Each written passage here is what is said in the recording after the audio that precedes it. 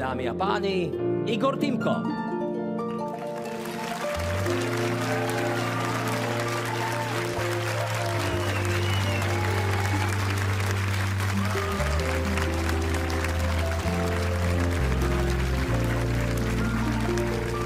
Ďakujem, že si prišiel. Ďakujem, že si prišiel.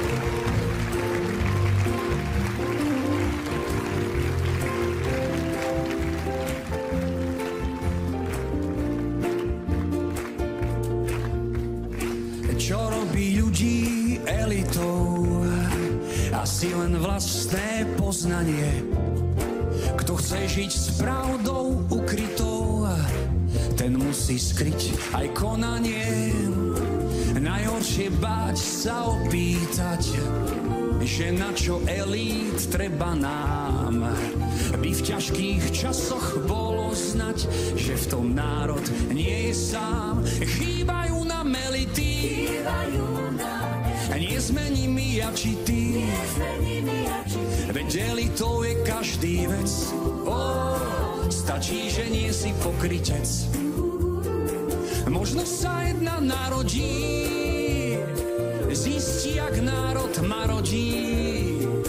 A možno národ nevie sám, ako sa stavať k elitám.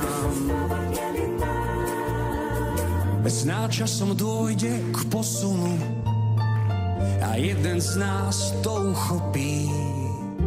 Udrie nám všetkým na strunu, konečne dá nás dokopy. Verím len vo vec jedinú, v bytosť, ak dá sa nevinnú. V bytosť, ak vôbec taká je, čo verí v nás, nie v partaje. Chýbajú nám elity, nie sme nimi ja či ty. Veď elitou je každý vec. Stačí, že nie si pokrytec.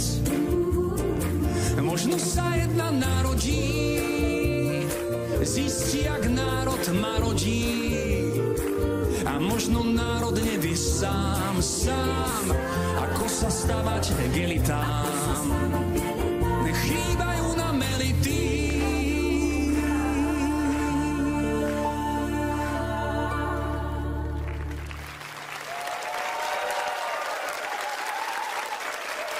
Ďakujem.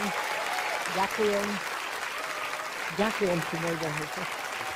Vybral si do nášho programu úžasnú skladbu. Kto sú pre teba elity? Sedím vedľa nej. Oj, tak ďakujem.